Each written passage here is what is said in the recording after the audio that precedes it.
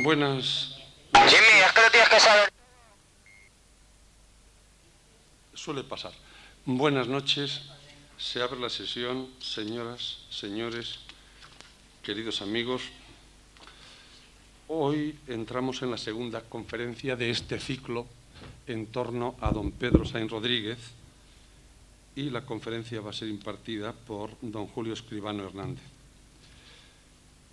El profesor Julio Escribano es doctor en Historia Contemporánea por la Universidad Nacional de Educación a Distancia e imparte su docencia en el Instituto Celestino Mutis.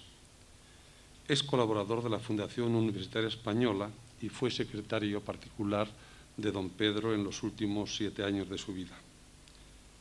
Ha publicado varios libros, entre los que destaco Religión, publicado por la editorial Santillana en 1984, Bibliografía de estudios sobre Menéndez Pelayo,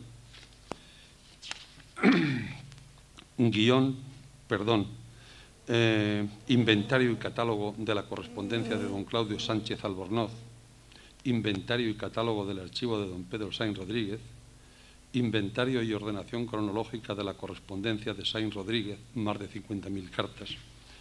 Y esta semana, o la otra como a más tardar, va a aparecer el libro Pedro Sainz Rodríguez, de la monarquía a la república, 1897-1938, y esta conferencia precisamente pues va a ser un resumen de ese libro. Ha publicado distintos artículos en revistas especializadas, y yo destacaría, entre otros, los siguientes: La Fundación de San José de Ávila, origen de la Reforma teresiana, y las fundaciones de Santa Teresa. Ha asistido a cursos, seminarios, congresos científicos de su especialidad y ha sido miembro del comité organizador del primer Congreso Nacional de Profesores Cristianos y pertenece a las siguientes revistas. Es miembro del Consejo Editorial de la revista Cuadernos para Investigación de la Literatura Hispánica y también lo es de Religión y Cultura, Cultura y Religión. Entre sus actividades se podía destacar también el que ha hecho guiones para Televisión Española, entre otros, el de don Marcelino Menéndez Pelayo. Ha hecho guías para la visita de ciudades como la de Segovia, la de Salamanca, y ha participado pues, en diversos programas de radio y televisión y dado conferencias en distintos centros culturales, tanto españoles como extranjeros. Este es un breve panorama del currículum del profesor Escribano, que ahora va a disertar sobre Pedro Sainz Rodríguez, de la monarquía a la república 1897-1938. El profesor Escribano tiene la palabra. Agradezco en primer lugar las palabras del doctor Lavandeira, que ha valorado y ha tenido siempre en gran estima la obra de Pedro Sainz Rodríguez. Agradezco también a esta Fundación Universitaria Española su invitación para hablarles sobre la persona que tanto hizo en esta casa como director de la misma por la difusión de la cultura. El título de mi conferencia, Pedro Sainz Rodríguez, de la monarquía a la república, pretende presentar los 40 primeros años de Sainz Rodríguez, esos 40 primeros años en los que se expresa la plenitud de su ideario político, se expresa la plenitud de su realidad como literato y se presenta la plenitud también de su dedicación a la monarquía. Si tuviera que calificar cada uno de los aspectos de don Pedro Sainz Rodríguez, utilizaría la palabra intelectual como el adjetivo más adecuado para acompañar a una personalidad tan significativa en el mundo de la cultura, de la universidad y de la política de nuestro siglo XX. Pues en el intelectual descubrimos como virtudes propias el desprendimiento, la valentía moral, la compasión, la valoración personal o autoestima para ser siempre insobornable. Don Pedro tenía estas virtudes, usaba de las cosas sin confundirse con ellas. Gozaba de la vida, viajaba sin atarse al paisaje, invertía su tiempo y sus bienes buscando como única rentabilidad la sana convivencia en España. Este desprendimiento le llevó a soportar el peso de la vida con la fortaleza de quienes son leales a sus convicciones y recorren diariamente los peldaños de su escala de valores, sabiendo dónde se encuentran en cada momento. Tal actitud le convirtió en un maestro de humanismo que comprendía las diferentes situaciones del ser humano, con sus éxitos y con sus fracasos, con su esperanza y con sus ideales, con su abundancia y con su miseria. Este intelectual, según las palabras de su colaborador José María de Ereilza, tenía la suprema condición de la sabiduría, que es la bondad. No en vano se había educado en Madrid, esta ciudad abierta y hospitalaria que le ofrecía su encanto desde la Plaza de Oriente al Retiro y desde la calle de Toledo a la calle ancha de San Bernardo. Sabemos que Sáenz Rodríguez solía moverse en su infancia dentro del perímetro marcado por estos dos ejes y que había iniciado sus estudios de bachiller en el Instituto de San Isidro, concluyéndolos en el Instituto del Cardenal Cisneros. Eran estos los dos únicos centros oficiales de bachillerato del distrito universitario de la capital de España. En uno de los exámenes que hizo en el Instituto de San Isidro, cierto catedrático quedó sorprendido por su erudición y comentarios y le dijo: aguarde, joven, a que me ponga los lentes, porque a usted hay que mirarlo con gafas. Realmente no era un alumno de dosificada lectura como los de nuestra época. Había frecuentado la Biblioteca Nacional, la Biblioteca del Ateneo, la de la Real Academia de la Historia, y había invertido cuanto tenía en la adquisición de buenos libros. Él mismo era un libro abierto. Don Cirilo, el padre de Vicente Aleixandre, en una carta escrita el 21 de agosto de 1914 desde las Navas del Marqués, le reprochaba con estas palabras: esa vida que haces de estarte siempre estudiando llegará a aportronarte en unos términos que no podrás dar ni un paso, sentado en tu poltrona, tú que pareces haber nacido para estudiar los graves y peliagudos problemas de la sociedad. A los 16 años tenía definida su vocación literaria y humanística e ingresaba en la Universidad Central para hacer el curso preparatorio a Filosofía y Letras y a Derecho. Realmente, la Universidad madrileña permitía estudiar cualquier carrera en estos años en los que el 70% de la producción intelectual del país se realizaba en la capital, siguiendo el plan de estudios del 20 de julio de 1900, modificado por el Real Decreto del 15 de agosto de 1913, año en el que Sáenz Rodríguez frecuentaba aquellas aulas llenas de estudiantes. En su expediente académico figura la calificación máxima en casi todas las asignaturas y desde el curso preparatorio contó con la amistad firme de Luis Morales Oliver, José Antón Oneca, Luis Antón García, Vicente Aleixandre, Román Riaza, Cayetano Alcázar, hombres de gran relieve en la cultura de nuestro tiempo. Su preparación y el grupo de amigos puso en sus manos la revista Filosofía y Letras, publicada en diciembre de 1915 bajo su dirección. Los dos periodos de esta revista han sido estudiados por la doctora Alicia Altez, cuya conferencia escuchábamos el martes pasado, en una obra editada en esta casa en 1981. En sus páginas, escritas por estudiantes y profesores, se manifiesta la vida corporativa universitaria que pretende promover el progreso humano científico y se analizan con cierto humor las huelgas de noviembre y diciembre de 1915. Se inicia el ruido y el desorden, surgen las quejas del año anterior, el gobierno ensaya el orden público, los padres temen que sus hijos pierdan el curso, los profesores, tolerantes con la temporal epidemia, esperan la vuelta a las aulas con tranquila indiferencia. Estas huelgas, a las que nunca prestó especial atención, le permitían permanecer más tiempo en las bibliotecas, donde encontraba una mejor reflexión para la solución de los problemas de los estudiantes y de la sociedad. Frecuentaba el Ateneo, donde escribió algunas páginas de su tesis doctoral sobre Bartolomé José Gallardo, erudito del pueblo pacense de Campanario.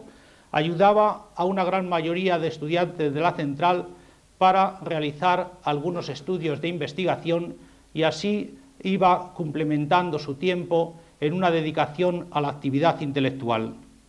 Pero no solo se revelaba como intelectual en su trayectoria académica, sino también en las tertulias que se organizaban en el Ateneo.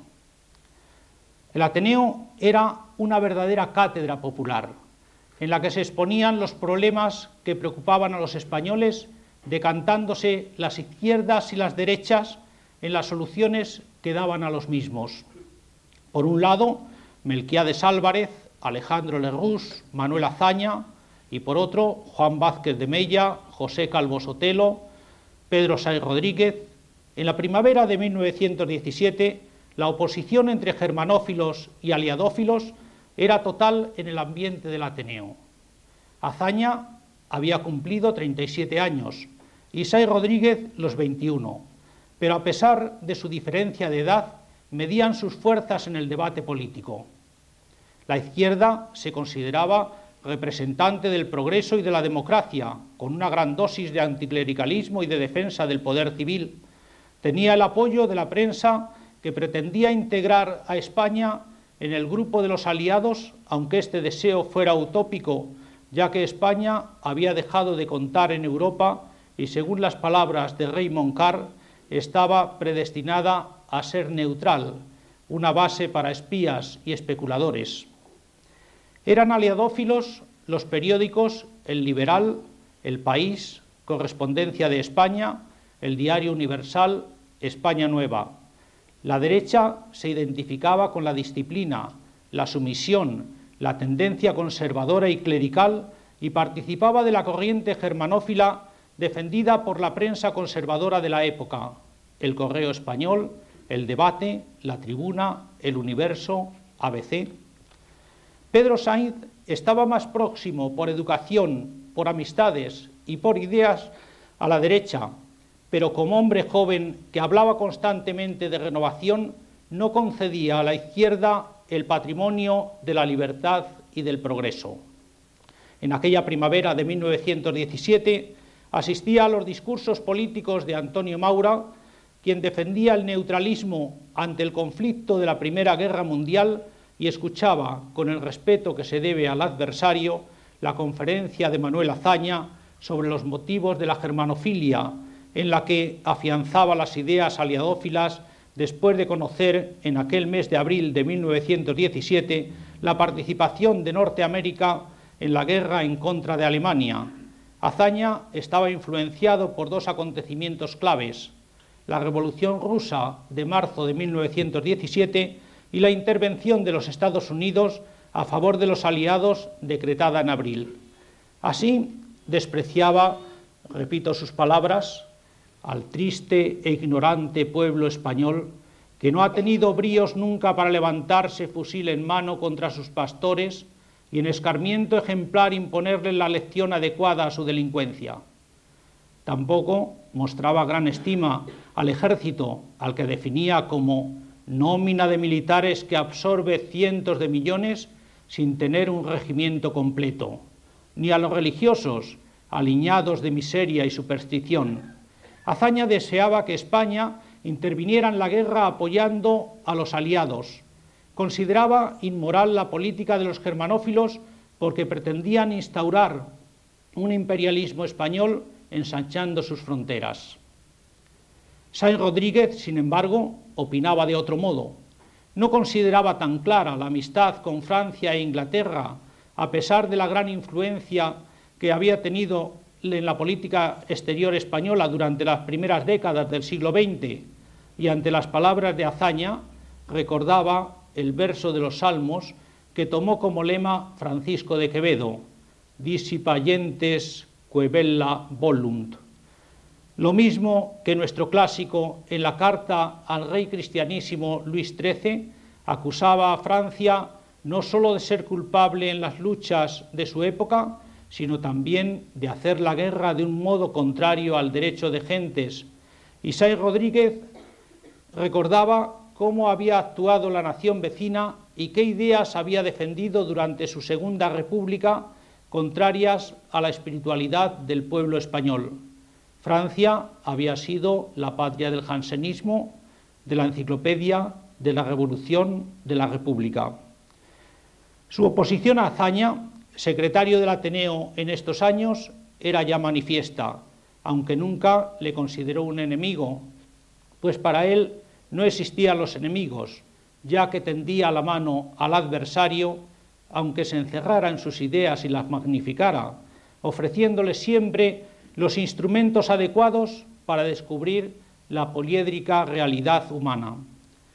Con Azaña mostró cierta convergencia intelectual en el Ateneo, manteniendo cada uno su línea, y al recibir en mayo de 1926 el Premio Nacional de Literatura, que les otorgó un jurado presidido por Gabriel Maura Gamazo y en el que estaban como vocales Pedro Salinas, Andrés Ovejero, Gerardo Diego y Ramón María Tenreiro, uno y otro tenía clara su línea política.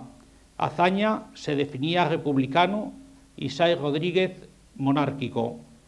Consecuentemente, intentó crear una liga de intelectuales monárquicos para influir en la organización política y en la vida nacional en los años 1924 y 1925 ante la crisis de los partidos políticos en España. Su idea era fundir los diferentes partidos de ideas similares, como lo hizo en 1934 con la creación del Bloque Nacional, demostrando así que España no eran solo quienes actuaban en el directorio o en la Unión Patriótica, sino también otros grupos de personas cuya voluntad no se había decidido a actuar públicamente. Le parecía muy difícil coordinar el régimen de Primo de Rivera con la existencia de una monarquía, como sucede siempre que existe una dictadura, y organizó con el catedrático Rafael Altamira, el escritor Eduardo Gómez de Vaquero, el médico Gregorio Marañón y otros intelectuales de la Liga Democrática como soporte de la monarquía, un grupo de intelectuales que la pudiera defender. Dicha liga convocaría a todos los conservadores y liberales españoles para oponerse a los extremismos de la derecha que se había apoderado del único cauce de actuación política que había permitido el directorio, la Unión Patriótica. Con estas ideas participó en la Asamblea Consultiva Nacional, que inició sus tareas el 10 de octubre de 1927. Julián Besteiro hizo todo lo posible para que hubiera representación obrera en la Asamblea. Sin embargo, no se siguieron las ideas de Besteiro, sino las ideas de Indalecio Prieto, y no hubo representación de socialistas. Sáenz Rodríguez pensaba que si el sector obrero hubiera estado presente en la Asamblea, España se habría ahorrado la experiencia republicana y la guerra civil. Conocía a la Asamblea desde dentro, había sido elegido por expreso deseo del rey y con otros asambleístas de tendencia no dictatorial, y consideraba que era necesaria una oposición a la política de Primo de Rivera para tener un gobierno que pudiera modernizar España sin destruir su pasado. Con los valores propios del intelectual que hemos mencionado al principio de este acto, redactó en marzo de 1924 el célebre manifiesto en favor de la lengua catalana, firmado por 172 personalidades de diferentes tendencias, entre las que se encontraba Manuel Azaña. Se opuso a la política educativa del ministro Eduardo Callejo y polemizó en el desafortunado cierre de la universidad, presentando su dimisión en marzo de 1929. Dimitió porque no quería ser cómplice de aquella decisión gubernativa de sancionar a la universidad y a otros organismos docentes. Se había opuesto a Primo de Rivera en tres campos distintos: en la cuestión catalana, en la discusión sobre la legislación del ministro de Instrucción Pública, Eduardo Callejo, y en la política universitaria del régimen. Así se lo expresaba a Primo de Rivera: el hecho de no haber aceptado usted mi interpelación sobre el conflicto estudiantil viene a corroborar en mi ánimo la opinión que creo sea la de España entera acerca de la casi absoluta inutilidad de la Asamblea Consultiva Nacional. No pudo tolerar que se cerrara la universidad. Como catedrático asambleísta estaba obligado a defenderla e interpeló a Primo de Rivera para que explicara su política, pero éste prefirió el silencio y a Sáenz Rodríguez no le quedó otro camino que presentar su dimisión, pues estaba en la Asamblea con la responsabilidad que le había encomendado el rey Alfonso XIII y tenía muy claro que en los puestos públicos la indiferencia inerte es injustificable. Al abandonar su puesto político en la Asamblea, intensificó su actividad en la Compañía Iberoamericana de Publicaciones, que sentía el orgullo de contar en su fondo editorial con los autores más selectos de nuestra bibliografía literaria: Leopoldo Alas, Pío Baroja, Azorín, Valle Inclán, Insúa, Gómez de la Serna, Pardo Bazán, Unamuno, Concha Espina, Felipe Trigo, Fernández Flórez, etc. En una de aquellas reuniones periódicas que desarrollaban la amistad y la convivencia entre los colaboradores, se pronunciaron estas palabras acordes con el pensamiento de Sáenz Rodríguez, quien estaba presente como director literario: hoy puede enorgullecerse la CIAP de ser un campo neutral donde conviven escritores de los más opuestos idearios, procurando implantar hábitos de comprensión y tolerancia, también desacostumbrados en nuestros medios intelectuales. Dicha convivencia era una de las mayores aspiraciones de Sáenz Rodríguez y procuraba que la aristocracia de la inteligencia estuviera por encima de los intereses crematísticos. Sentía admiración por Gabriel Miró y por Valle Inclán, a quienes consideraba dentro de la prosa española representantes del escritor puro, siempre fieles a su obra, en la que buscaron una perfección de la que solamente ellos pudieron ser jueces. Encontraba en su prosa esa serenidad que produce la satisfacción en el trabajo bien hecho, ni siquiera del afán la que se logra cuando éste ha sido desarrollado sin el acicate de la ganancia, ni de la vanidad, ni siquiera del afán legítimo o de la gloria literaria. No solo sintió inquietud por los escritores contemporáneos, sino por los autores clásicos olvidados a los que puso en contacto con nuestro siglo XX, señalando un verdadero filón de riqueza literaria. Su rigor científico y preparación intelectual fueron reconocidos en casi todos los ambientes de la época. Veamos cómo Dámaso Alonso, después de ser galardonado con el Premio Nacional de Literatura por sus estudios sobre Góngora, expresaba su admiración y reconocimiento por Sáenz Rodríguez. Voy a leer una carta que él escribe después de conseguir el Premio Nacional de Literatura.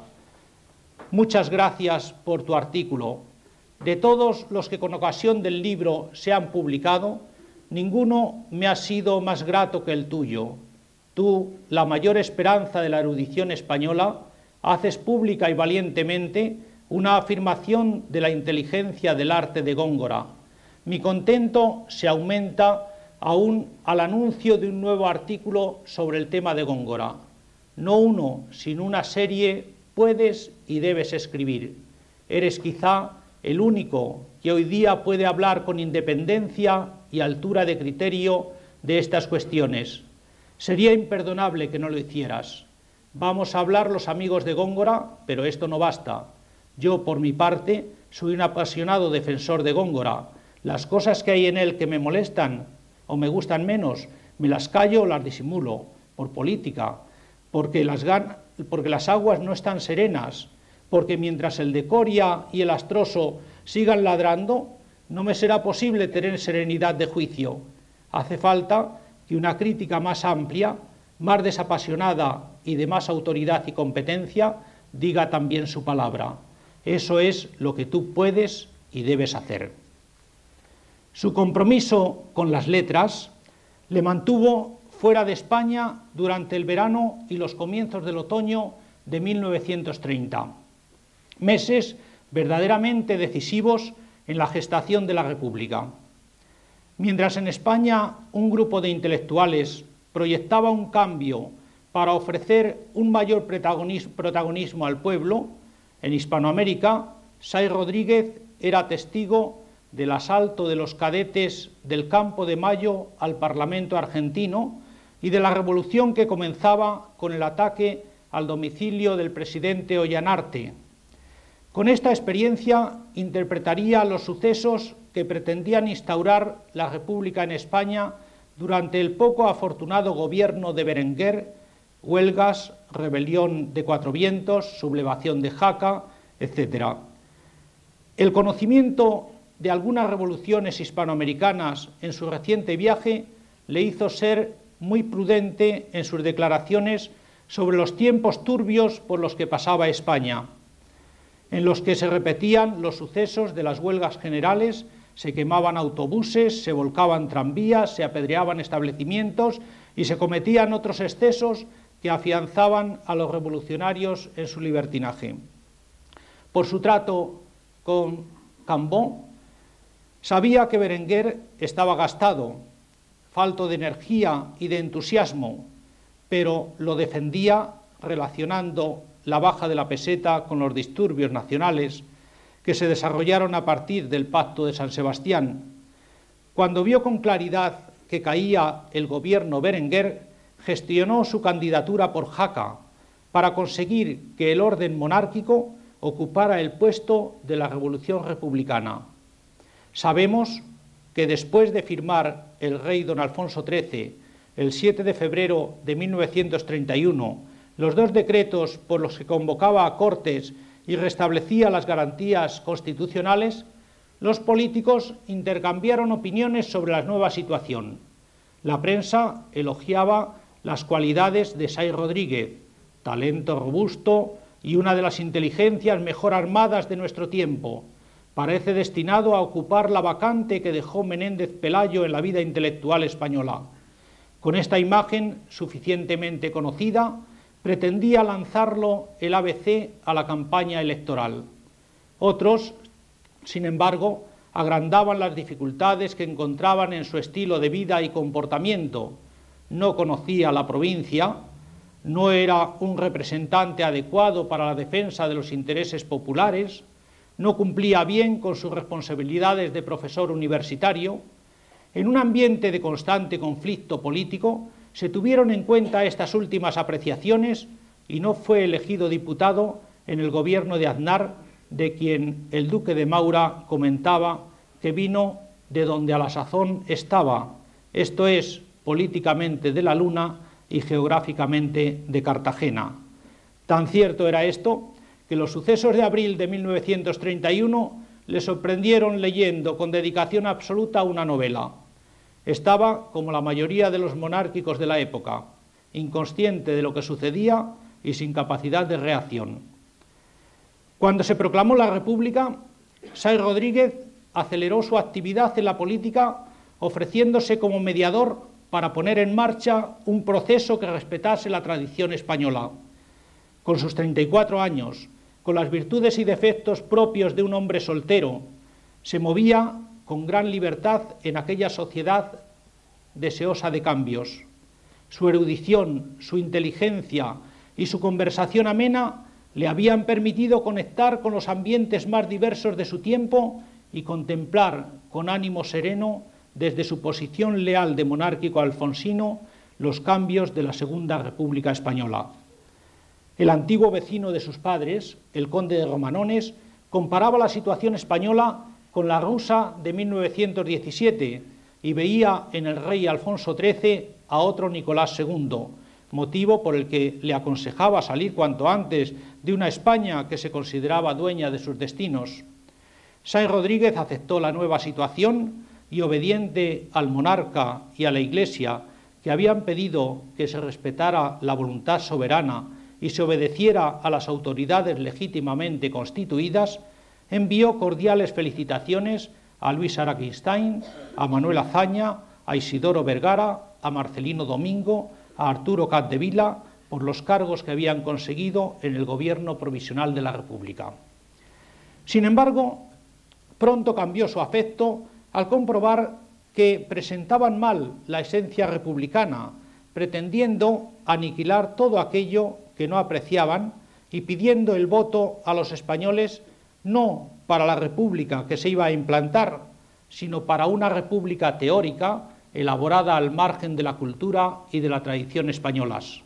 Verdaderamente, la Segunda República pretendía conseguir una nueva configuración social y para ello algunos de sus políticos, deseosos de medrar en el nuevo sistema o demasiado viscerales para implantar sus ideas, siguieron el método de aniquilar iglesias, incendiar conventos y despreciar a las personas que los atendían. En ocasiones actuaban por odio, por ansia de modernidad, sin planteamiento crítico, atacaban a la familia tradicional por considerarla institución contraria a las nuevas ideas. No se dieron cuenta de que dicha modernidad estaba en crisis y que el gran drama de la Segunda República fue pretender su implantación queriendo ordenar la vida nacional con sistemas decadentes.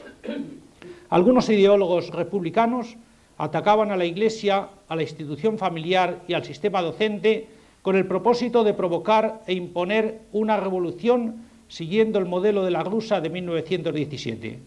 Así, un gran número de españoles que fueron con las manos abiertas para ofrecer la colaboración a la deseada república se encontraron con la frase cortés, el desprecio o la persecución y sintieron con desilusión y amargura que muy poco podían hacer para llevar a cabo una reforma social tan necesaria en España. Si al proclamarse la República cundió un entusiasmo generalizado tras la quema de los conventos y otros desaciertos, la gran mayoría de los católicos españoles perdió la fe en dicha institución. Si en España hubiera sido la República una forma neutral de gobierno, sin duda se habría consolidado como régimen político. Teniendo en cuenta las orientaciones de la Iglesia, comenzaba Sáenz Rodríguez en la primera quincena de mayo de 1931 a mover los hilos de la política en la provincia de Santander, donde contaba con buenos amigos y el soporte necesario para presentarse a las elecciones del 28 de junio como candidato a diputado por dicha provincia. Salió elegido por la minoría de derechas juntamente con el canónigo santanderino Lauro Fernández González, a quienes los amigos de Potes obsequiaron con un banquete en la tradicional fiesta de Santo Toribio de Liébana. Claramente se festejaba el triunfo de las elecciones y la oposición al régimen republicano. La primera intervención que tuvo Sáenz Rodríguez en las Cortes fue poco afortunada. Nada más anunciarse el 8 de septiembre, 2/3 de los diputados abandonaron la Cámara, pero quedaron en el interior unas 60 personas cuyo juicio interesaba al mejor ponente: Unamuno, Cambó, Ortega y Gasset, Melquiades Álvarez, Sánchez Guerra, Alba, Largo Caballero. En un discurso justo y sereno manifestó que si se deseaba una permanencia de la República en España, no deberían insertarse en la Constitución doctrinas sectarias, sino principios abiertos y amplios espacios que hicieran posible la convivencia entre los españoles de diferentes ideas. Deseaba que la Cámara, mayoritariamente de izquierdas, conociera la opinión de la gran masa de la derecha, cuya representación era tan minoritaria en el Parlamento que se había quedado sin voz y tenía que convivir forzosamente con la nueva Constitución. Su análisis sobre la totalidad de dicha Constitución dejaba claro que ésta debía ser un cauce por el que discurriera la vida de los españoles, que no tendría que dividir a la sociedad, sino unirla en una tarea común. Cualquier Constitución debería ser tanto para las derechas como para las izquierdas, un estatuto de garantías que permitiera, dentro de la legalidad, la vida libre de los partidos. Pero si en ella se introducía el tema del divorcio, la disolución de las órdenes religiosas, la pérdida de la garantía de la propiedad, se estaba hiriendo a una gran mayoría del pueblo español, porque se dictaban las leyes revolucionarias en el mismo texto constitucional. Además, tenía muy claro que ningún Estado se haría fuerte marginando la conciencia religiosa de sus miembros. Así, no le sorprendía que se atacara a la Constitución y desapareciera la paz y la tranquilidad. Sáenz Rodríguez, como diputado e intelectual, presentaba estas cuestiones a las Cortes porque pensaba que en la estructura política de España eran los parlamentarios quienes deberían asumir los conflictos, encauzarlos y resolverlos cual servidores del pueblo, y no arrojarlos a la calle para que fueran los ciudadanos quienes aportaran las soluciones. Para él, las ideas antirreligiosas y jacobinas que informaban la Constitución que estaban elaborando en aquel otoño de 1931 separaban al pueblo español. En la España cristiana, toda cultura verdaderamente popular debería ser religiosa. Pero en los discursos que se oían en aquel Parlamento no encontraba a Sáenz Rodríguez representada a esta España. Unos eran neutrales y otros atacaban a la religión. Una república anticlerical, antieclesiástica y antirreligiosa nacía anacrónica y desnacionalizada porque representaba la carátula de la república del siglo XIX. Según su pensamiento, se debería elaborar en España una constitución donde la conciencia nacional estuviera por encima de los intereses de los partidos, respetando las hondas raíces de la tradición fundada en la cultura espiritual y religiosa. A todos correspondería librar a España de la intransigencia y de la intolerancia de la izquierda y de la derecha, aceptando unos la tradición espiritual española y otros una legislación social avanzada. Para él era impensable, como ya hemos indicado, una constitución española que fuera en contra de la Iglesia, porque consideraba que las relaciones de la Iglesia con el Estado eran el punto neurálgico de la estructura de cualquier gobierno español con sentido nacional. Ambas instituciones deberían colaborar en una serie de actos en los que el fin religioso y nacional coincidían. Como no reducía lo religioso al ámbito subjetivo de la conciencia y pensaba que el laicismo era antinacional en España, tachaba de insensatos a los gobernantes republicanos que se autodenominaban defensores del Estado fuerte y tiraban por la ventana los privilegios estatales logrados secularmente por el esfuerzo español en pro de la religión católica.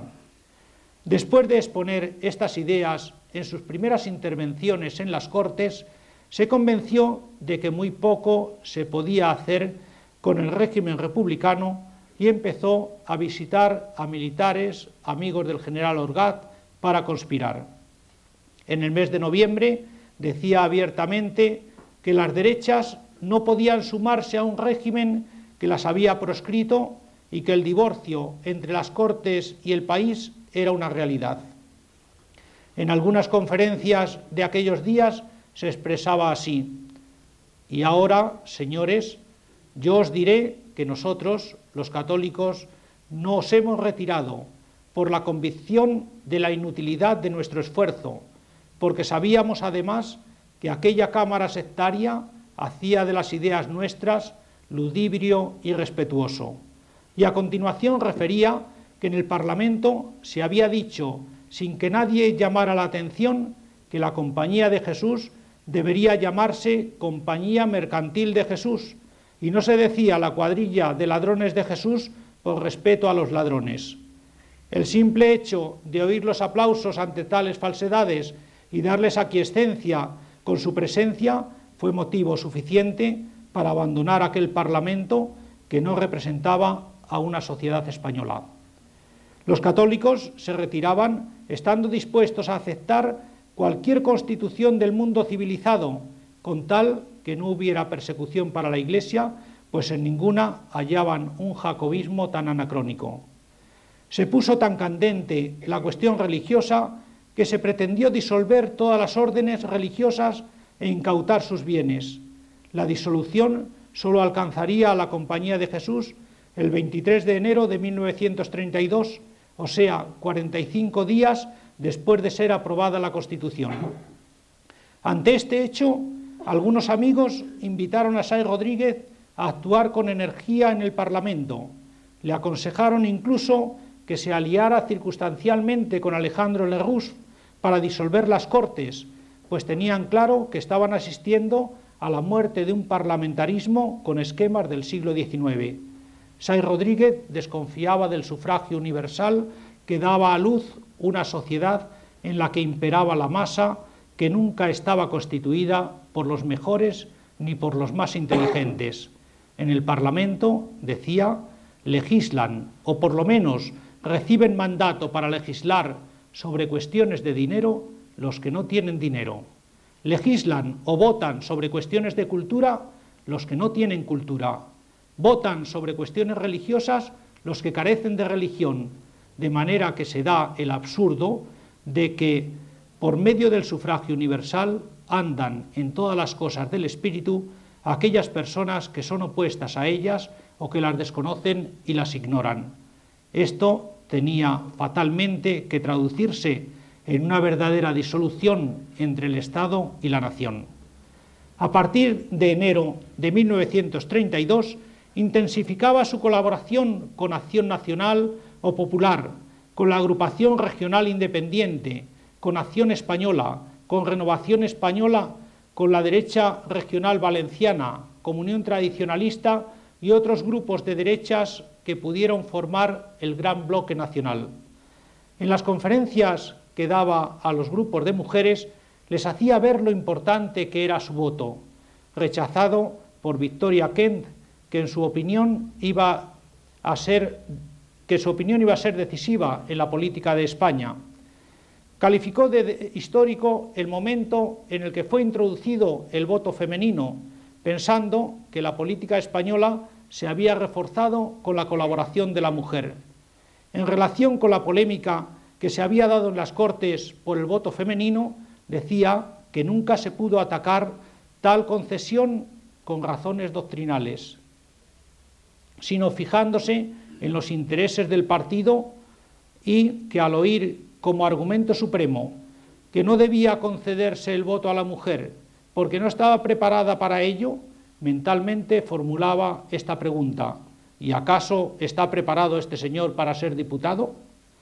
No entendía que se hablara de igualdad sin conceder el voto a la mujer, y salía al paso de los prejuicios que existían sobre la intervención de la mujer en la vida pública. Les decía que tenían que acabar con ellos defendiendo el hogar y la formación de los hijos. Carmen de Burgos, presidenta de la Liga Internacional de Mujeres Ibéricas, y Carmen Fernández de Lara, que dirigía el movimiento y la revista Aspiraciones, estaban de acuerdo con estas ideas de Sáenz Rodríguez. Su posición estaba en contra de un Estado que le había decepcionado tanto que pronunció en la Sala Narbón de Santander el 7 de enero de 1932 estas duras palabras: hoy el Estado es nuestro enemigo y lo que ha hecho es organizarse para perseguirnos.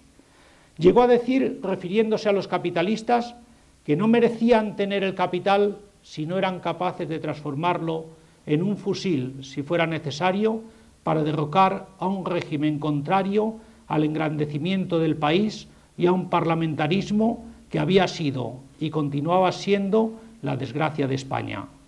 A los carlistas, les dijo en Sevilla, es preciso destruir este Estado y deshacer toda su labor para construir otro Estado que responda a las ideas y a la tradición española. Como diputado, no quería asistir al naufragio de la paz y el orden iniciado con el asesinato de los guardias civiles en Castilblanco, con los sucesos de Arnedo y con las huelgas generales de la CNT. Estaba convencido de que la monarquía protegía más la vida y el bienestar del pueblo que la República.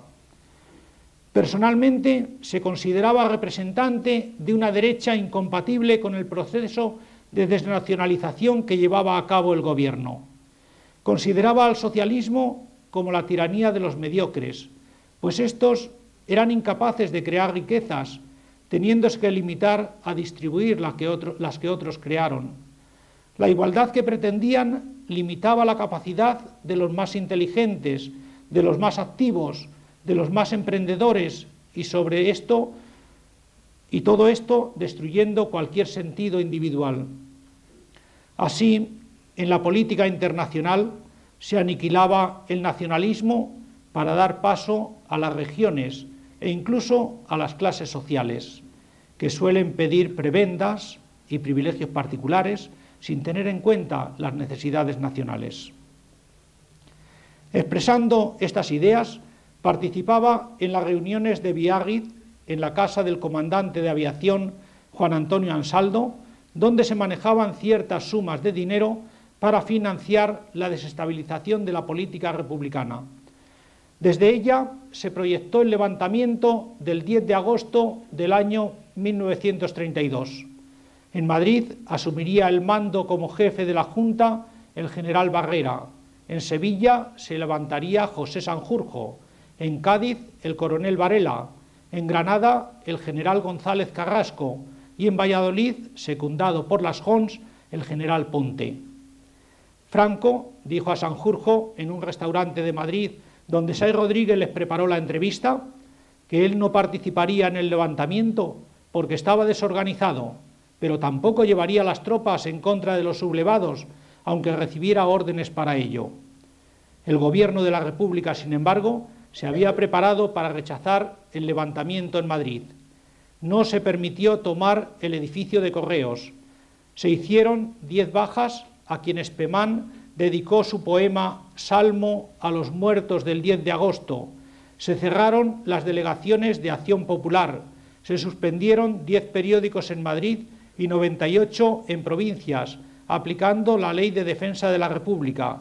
Se deportó a Villa Cisneros a 145 supuestos conspiradores y la República gozó de prestigio por todo esto al actuar con previsión, eficacia y rapidez. Sáenz Rodríguez lamentó el fracaso, continuó su actividad en las Cortes y trabajó con mayor dedicación aún en la organización de las derechas. Con Antonio Goicoechea formó el nuevo Partido de Renovación Española y fue preparando con estrategia las elecciones del mes de noviembre de 1933 en las que se impuso la derecha. Después de estas elecciones no fue difícil pensar en la creación de bloques políticos que acentuaron las diferencias entre los españoles. El 24 de mayo de 1934 se reunieron en Barcelona, después de largas negociaciones, Calvo Sotelo, Sáenz Rodríguez, Antonio Goicoechea, Honorio Maura y Andrés Amado con los carlistas, Conde de Rodezno, Bau y Esteban Bilbao. En esta reunión establecieron que fuera Calvo Sotelo el primer responsable de la nueva formación política que aspiraba a integrar a todos los grupos de la derecha. Así, la estructura del bloque quedó establecida teniendo en la presidencia a José Calvo Sotelo, como representante del tradicionalismo a Víctor Pradera y como monárquico alfonsino a Pedro Sáenz Rodríguez. El bloque nacional, según palabras de Antonio Goicoechea, se formó para librar a España del separatismo, del marxismo y de la masonería. Su política no admitía ruptura en la unidad nacional. Sáenz Rodríguez se expresaba abiertamente en contra de la República, hacía una dura crítica a los presupuestos del Estado desde su posición de diputado y decía que los problemas sociales continuaban sin solución, siendo agravados por las huelgas que se desarrollaban, quienes debían ahorrar tal esfuerzo para aplicarlo al arte de gobernar. No es extraño que en el efímero gobierno de Portela Valladares a finales de diciembre de 1935, tan solo duró 16 días tras su constitución el 14 de dicho mes, se llevara a cabo en la provincia de Santander una campaña en contra de Sáenz Rodríguez para que no saliera elegido en las elecciones que se preparaban para febrero, pero dicha campaña no logró su propósito. Varias personalidades santanderinas, antes del 16 de febrero, enviaban felicitaciones por el triunfo seguro a su diputado, quien, al conocerse los resultados electorales, recibía una lluvia de cartas señalándole la difícil situación que tendría en las Cortes. Pocos, en verdad, confiaban en las palabras que había pronunciado Azaña en la declaración gubernamental: los rencores con la responsabilidad del poder no existen. En España se hizo difícil la convivencia. Quienes tenían posibilidades económicas y no dependían de la política de partido, abandonaron su residencia y buscaron alojamiento más seguros. José Sanjurjo, desde Estoril, lo constataba en una carta que le escribió a Sáenz Rodríguez el día 6 de abril de aquel año 1935. Ya veo que es usted uno de los pocos proclamados de su minoría, en la que sin duda le espera una labor interesante y sobre todo penosa. ¿No habrá visto usted cómo aquí no queda nada por alquilar y está materialmente abarrotado de españoles que, ante el temor de tanta amenaza y no viendo claras las defensas, huyen de su país? ¿Qué nos dice usted a todo esto? Ninguna seguridad se podía aportar cuando estaban buscando el momento propicio para un levantamiento quienes habían llegado a la conclusión de que la masa rebasaba en todo momento a los dirigentes y era imposible restablecer el orden. El diario de sesiones recoge los resúmenes que hicieron primero Calvo Sotelo y posteriormente Gil Robles de los actos violentos cometidos a partir del 16 de febrero. Ante estos hechos, la gran mayoría de los militares sublevados en julio de 1936 justificaron su rebeldía en bien de la patria y de la República y en contra del Frente Popular, y así concluían sus bandos con «Viva España», al Ejército y a la República. En verdad, se sublevaban para recuperar el orden perdido. Alguno de ellos, como el general Andrés Saliquet, no aludió a la República, y Sáenz Rodríguez, que conoció como diputado el nacimiento y desarrollo de la misma, consideraba que era una consecuencia del sistema republicano el desorden, el atentado y el crimen, y que se estaba representando la farsa de ofrecer la libertad al pueblo sin seguridad para disfrutarla.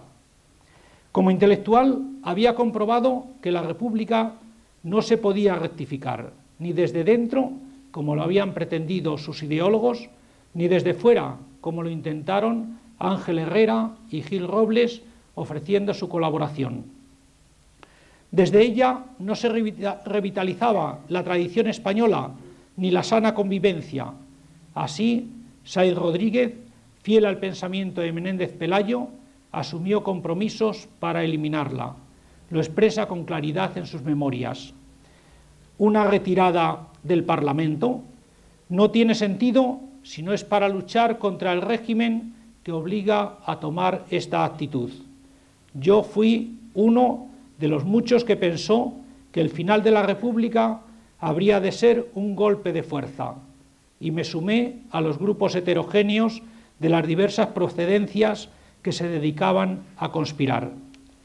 Sin embargo, mantuvo buena amistad con los republicanos que pusieron en sus manos el archivo de la República en el exilio, conociendo su competencia conciliadora porque sabían que lo trataría con el respeto que merece toda actividad humana, sobre todo si en ella se habían aplicado grandes dosis de inteligencia y sinceros deseos de lograr una verdadera convivencia en España. Muchas gracias por su atención.